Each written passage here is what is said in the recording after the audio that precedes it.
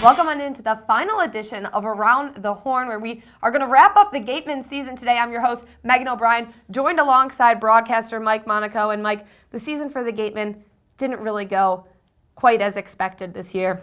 Yeah, they'll miss out on the playoffs again for the second consecutive season. And, not the way they wanted it going, but you look back on it, how much talent there was on this team, how many good performances there were. And, being here last year, too, there were a lot of games last year where they weren't really in it. This year, to their credit, there weren't many games that they weren't in, and they gave away a lot of those games, but still a very competitive team. And when you set out to make a summer ball roster, that's really all you can ask for. Oh, absolutely, Mike. Very competitive team here, and they weren't out of it until just a few days ago. They're still in the race with Cotuit, game by game, really hanging on to the season for everything it was worth. And I think one thing that we really saw this summer was huge improvements out of all the guys. Yeah, pick anyone you want, really, especially of the offensive players, but also some of the pitchers as well. Think of one of their first outings or one of their first at-bats, and then compare it to how they were at the end of the season. A guy that comes to mind, John Borman, a completely different swing, and he was one of the hottest hitters in that final week of the season, and he was getting 3-4 starts in a row because of that. And you could say that for a lot of different guys on the team, and that's what summer ball is. And we've talked about it with the manager, Cooper Ferris. It's so much of it is about wins and losses, and that's what you want. But what it really comes down to is development and improvement and showcasing these guys because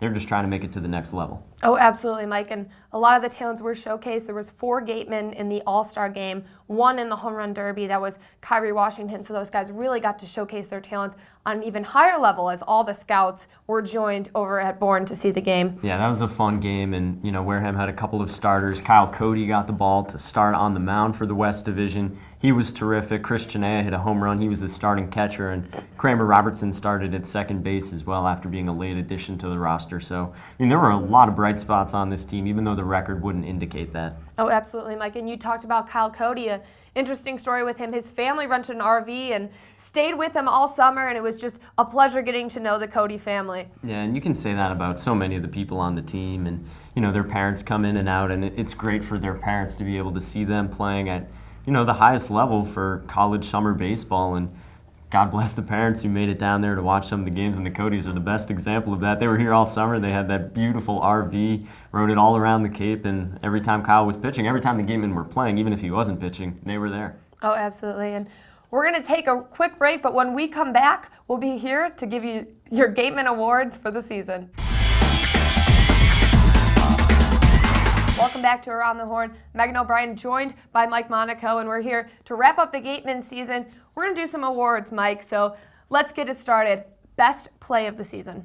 Best play. I'm going to go with Chris Chenea's walk-off single to beat Orleans a couple weeks ago. It was really Wareham's defining moment to that point. They were still really in the playoff hunt, and Chris Chenea came to the plate, pulled it to left field. Blake Lacey came around third. It was risky for Cooper Ferris to send Blake Lacey because the left fielder for the Firebirds got to the ball pretty shallow left field, but they sent Lacey, and he had a beautiful hook slide around the catcher after Wareham was thrown out earlier in the game, and Lacey was able to tap the plate, and the Gatemen walked off for the first time this summer. First time they did that since 2012. I think the day before that game was a key moment for the Gatemen as they defeated Falmouth, a 2-0 win, and the catcher came in to close the game. And how funny was that? Keaton Aldridge on the mound stepped off and let out a huge yes scream on the mound. I think that was a great moment for this team. All right, best pitcher. I think Kyle Cody, best pitcher, without a doubt. He played here last summer, and everybody has been saying just a totally different pitcher from this summer to last summer. And Kyle Cody came out right at the beginning. I remember his first pitching appearance at YD, and he was on pitch count, so I think he only threw 50 pitches, but boy, he just really was locked in all summer long. Yeah, he really was. I'm going to go with Scott Efros for that one, and Kyle Cody, obviously a great pick. Most people would pick that. He won the organization's award for the best pitcher, but Scott Efros, before those last few outings, which were a little bit rockier for him, but he had a 1.45 ERA. Wareham used him as a starter. They used him as a closer. They used him in long relief as well. Anytime he came in, he was a shutdown pitcher for them, and he'll head back to Indiana after a great summer. Mike, your most memorable moment of this summer? That's a tough one. I would say maybe I'll go with Sean Adler's complete game shutout that he had the last weekend of the regular season because the team's still out. They were out of it at that point, but Sean Adler came out and he allowed 6 hits. He didn't walk anybody. He only threw 104 pitches to get through the complete game, and the Gatemen got the win. And didn't really matter at that point, but to see all the guys still there, still completely invested in it, that was a pretty cool sight to see. I'm going to go with when the Gatemen came off a 5-game losing streak at Katuitt and came in with the win. And I was interviewing Blake Lacey afterwards, and manager Cooper Ferris comes by and did a little dance behind him. I just felt like that was a really big moment for the Gatemen, especially coming off of last year's season, going 5 losing games in a row and coming through with a win against Katuitt was huge. Yeah, that was fun. Who's your best outfielder? Best outfielder. I'm going to have to go with Corey Ray. Corey Ray brought a lot of speed to this lineup and had some key plays over there. I remember one at Hyannis in particular. He was playing right field and just robbed that one. So Corey Ray definitely brought a lot of speed, and you could really rely on him to make those grabs. I'll say Jake Little. He wasn't there for the last week of the season, but from day one, the first practice, he was one of the guys there, and he got sick for a couple days in between. But before that and after that, even though he went through some slumps, he always produced for the team, and he had 4 home runs. He played a very good center field. It's tough to really think back to a moment where he misplayed something. There were only very few situations like that defensively for him in center field. I'll take Jake Little. How about your best defensive player on the team? Best defensive player on the team. I'm going to have to go with Christian Aya in catcher. I just thought he did a great job this summer. Back for his second summer, like we mentioned with Kyle Cody, and same thing, same story, just tremendous improvements. Yeah. You know, he really jumped to the next level, and I think that it showcased, especially when he earned that starting role in the All-Star game, and he really did a great job this summer behind the mic stop. Yeah, I'll take his LSU teammate, Kramer Robertson. There were probably a half a dozen times where we just looked at each other and all said, wow, like I can't believe Kramer Robertson made that play at second base where he's diving to his right, diving to his left, running in foul ground to chase something down and barely getting to it before it hits the ground. He was outstanding all year in the infield. Now, Mike, this one's a little bit a different question. A guy who really played beyond his full potential.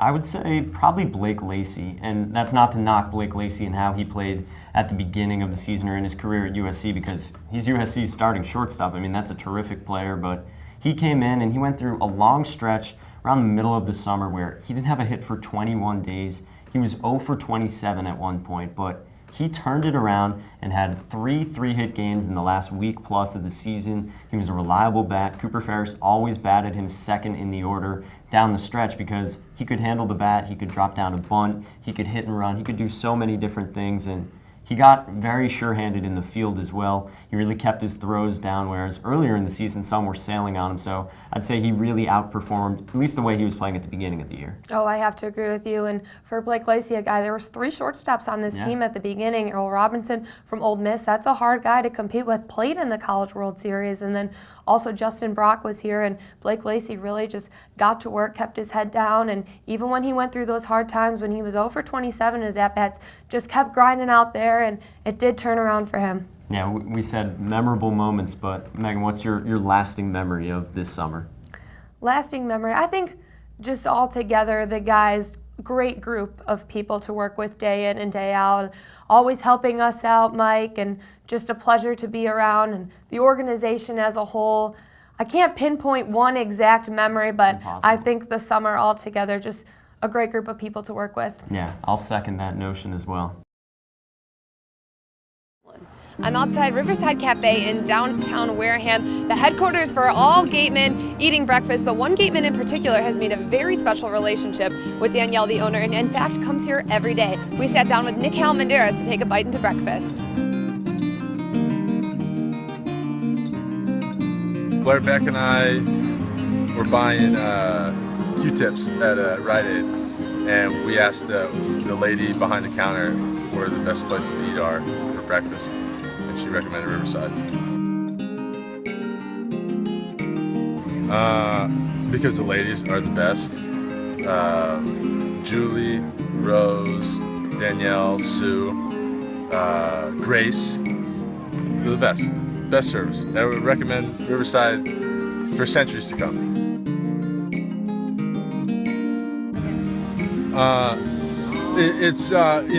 It's close. Let's see. The best way to describe it would be like a mother bear and a cub.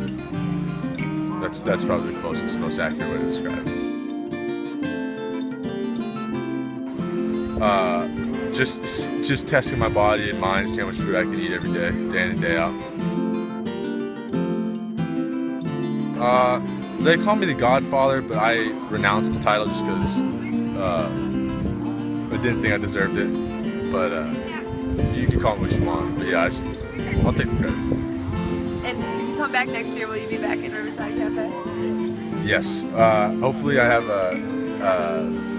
like a life-size poster of me or something next year. But yeah, no, Riverside was phenomenal place to eat, and I appreciate all the girls did for me and the boys, and wish them the best, and I love them. Thank you.